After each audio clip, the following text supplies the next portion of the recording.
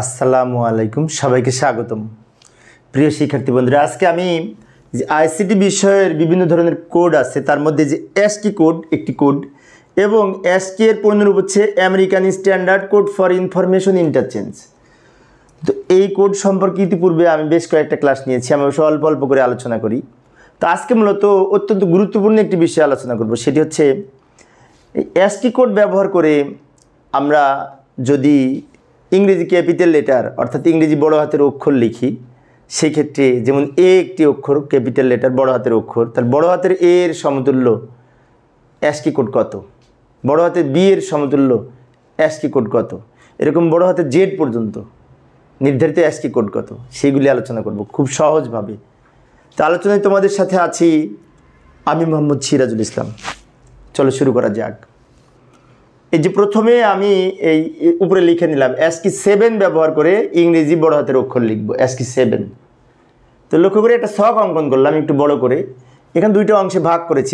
এইখানে আমরা জানি যে মোট 26টি লেটার, তাই না? ক্যাপিটাল লেটার হোক আর স্মল লেটার হোক না কেন, ইংরেজি অক্ষর হচ্ছে এ থেকে জেড পর্যন্ত 26। 26টার মধ্যে বাম দিকে আমি 13টা লিখব, ডান দিকে আর বাকি 13টা লিখব। এদিকে 13, ওদিকে 13, 13 আর 13 মিলে 26টা হবে। তো প্রথমে এ থেকে জেড পর্যন্ত অক্ষরগুলি লিখি। তো ক্যাপিটাল লেটার লিখব, যেমন A B C D E F G H I J K L M N O P Q R S T U V W X Y Z. A থেকে জেড পর্যন্ত সবগুলি আমি লিখলাম। এইবার এর সমতুল্য ASCII কোড কত এবং সেই ASCII কোডের সমতুল্য দশমিক মান কত, তিনটা বিষয় আমরা একসাথে শিখব। এই ক্লাসটি নেওয়ার জন্য আমাকে কিছু শিক্ষার্থী অনুরোধ করেছে, আমার কলেজের কিছু শিক্ষার্থী, সেজন্য আজকে আমার এইটি আলোচনাটি। কারণ এটা বইতেও লেখা আছে, কিন্তু অনেক শিক্ষার্থী বুঝতে পারে না। অনেকে বলে মুখস্থ করতে হবে। তা আমি তাদেরকে বলেছি না, মুখস্থ করা লাগবে না, একটু বুঝলে মুখস্থ করতেও সহজ হবে। কোনো কিছু বুঝলে কিন্তু মনে রাখা, মুখস্থ করাও সহজ হয়, না বুঝে মুখস্থ করা তো জটিল। সেজন্য আজকের আলোচনা বুঝিয়ে দেওয়ার চেষ্টা করব। তো প্রথমত একটি বিষয় খেয়াল করব, সেটি হচ্ছে বড় হাতের এর মান শুরু হবে 65 এর বাইনারি মান দ্বারা। এইটা কিন্তু নিয়ম মানে এই ASCII 7-এ 0 থেকে শুরু করে 127 পর্যন্ত এই 128টি প্রতীক, 0 থেকে 127 পর্যন্ত কিন্তু 128টি প্রতীক।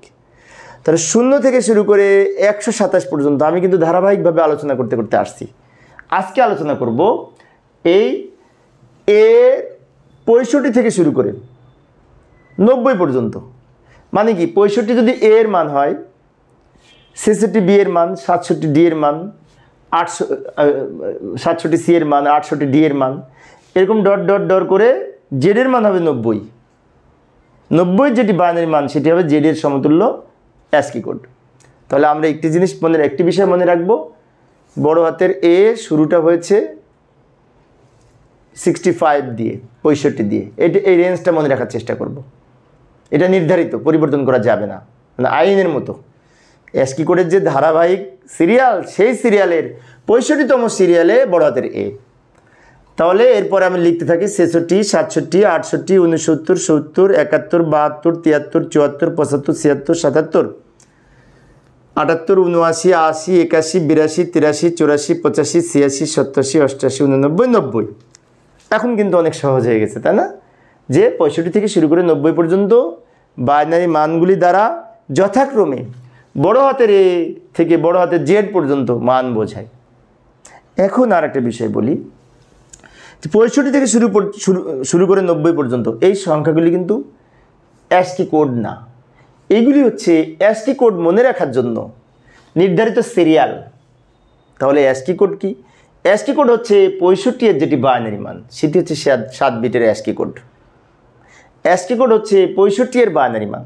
তো 65 বাইনারি মান আমরা পারি ক্যালকুলেটারে বের করতে পারি, অথবা বারবার এই 65কে 2 দিয়ে ভাগ করে আমরা বের করতে পারি। ইতিপূর্বে তো আমি আলোচনা করেছি বাইনারি কীভাবে নির্ণয় করতে হয়, তাই না? বাইনারি তো আমরা সবাই নির্ণয় করতে পারি। যারা বাইনারি না এখনও শিখি নাই বাইনারি কীভাবে নির্ণয় করতে হয়, অবশ্যই শিখে নিব।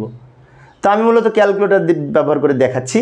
65 বাইনারি মান আমার জানা আছে 1, তারপরে 5টা 0 1, এই যে 10,01,000 এক 5টা শূন্য 1, এটা হচ্ছে 65-র বাইনারি মান। 66-র বাইনারি মান হবে এই সংখ্যাটি, এই সংখ্যাটি। এখানে কিন্তু 7টা বিট আছে, 1 2 3 4 5 6 7, 7টা বিট আছে। বিট মানে বাইনারি ডিজিট, 0 এবং 1 হচ্ছে এক একটি বিট। যেহেতু 7টা বিট আছে সেজন্য বলা হয়েছে 7 বিটের অ্যাস্কি কোড।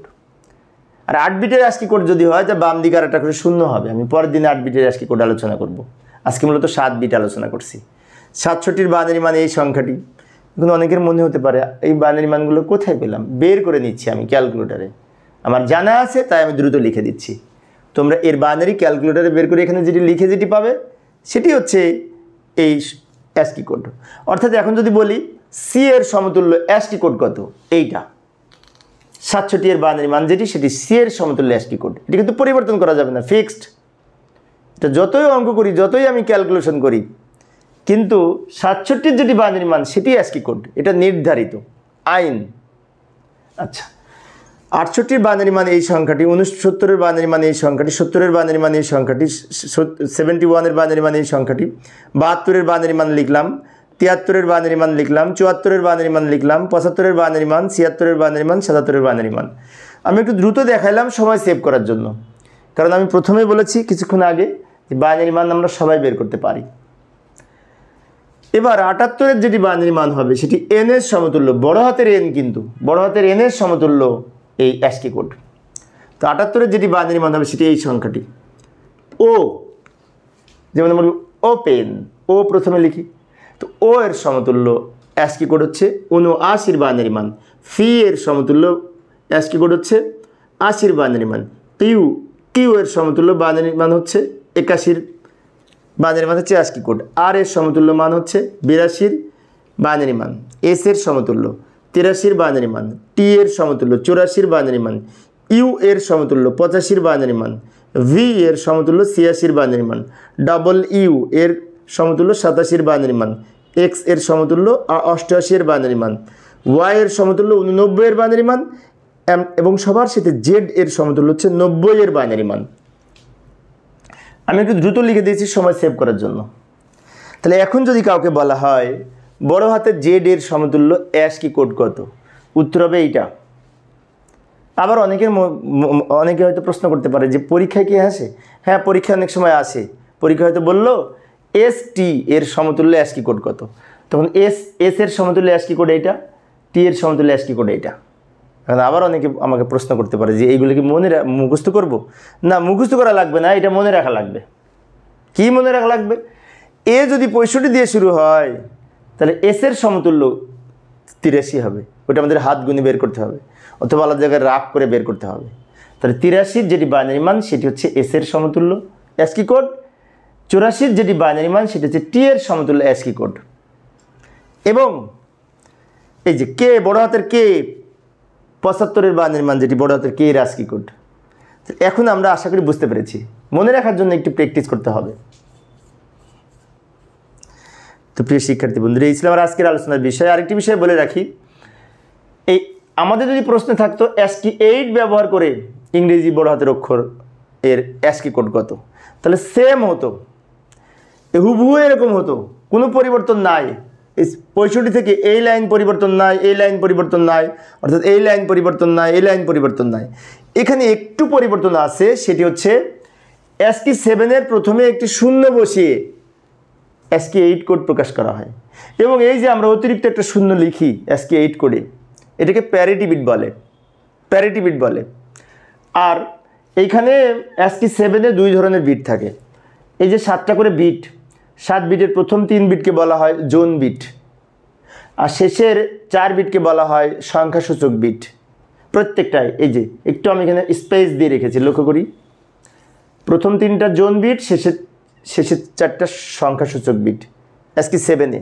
আর অ্যাস্কি 8 যদি হতো, প্রত্যেকটার প্রথমে আর একটা শূন্য অতিরিক্ত বসাতাম, প্রত্যেকটার প্রথমে একটা 0 অতিরিক্ত আমরা সংযুক্ত করে 8 বিট তৈরি করতাম। যেমন এটা সামনে একটা শূন্য বসালে 8 বিট হয়, এবং এই যে শূন্য অতিরিক্ত লিখবে এটাকে প্যারিটি বিট বলে, প্যারিটি বিট। 8 বিট অ্যাস্কি কোডে কয়টা প্যারিটি বিট থাকে? একটা। আমি গত ইয়ার ফাইনাল পরীক্ষায় একটি প্রশ্ন দিয়েছিলাম শিক্ষার্থীদের যে 8 বিট বিশেষ করে অ্যাসকি কোডে কয়টি প্যারিটি বিট থাকে? কেউ লিখেছে 8টি, কেউ লিখেছে 7টি, এরকম উল্টাপাল্টা লিখছে। আসলে উত্তর হবে 1টি। যাই হোক, এই ছিল আমার আজকের আলোচনা। আরেকটা বিষয়, এমসিকিউ পরীক্ষা এখান থেকে প্রশ্ন আসে। কীরকম আসে? বলা হলো জি এর মান যদি 72 হয়, 73 হয়, তাহলে এস এর মান কত? তখন এই যে এস এর মান 83, এস এর মান 83 সমতুল্য, এটা হবে উত্তর। এগুলি আমরা মনে রাখার চেষ্টা করব। তো প্রিয় শিক্ষার্থী বন্ধুরা, এই ছিল আমার আজকের আলোচনার বিষয়। আমি অবশ্য অল্প অল্প করে আলোচনা করি শিক্ষার্থীদের অনুরোধে। তো পরের ক্লাসে আমি এই ছোটো হাতের অক্ষর, তারপর 8 বিট রেজিস্টারে কীভাবে এগুলি লেখা যায়, 8 বিট রেজিস্টারে, সেটি আলোচনা করার চেষ্টা করব। দেখার আমন্ত্রণ রইল। পরিশেষে সবাই ভালো থাকবে এবং সুস্থ থাকবে, এই কামনায় খোদা হাফেজ।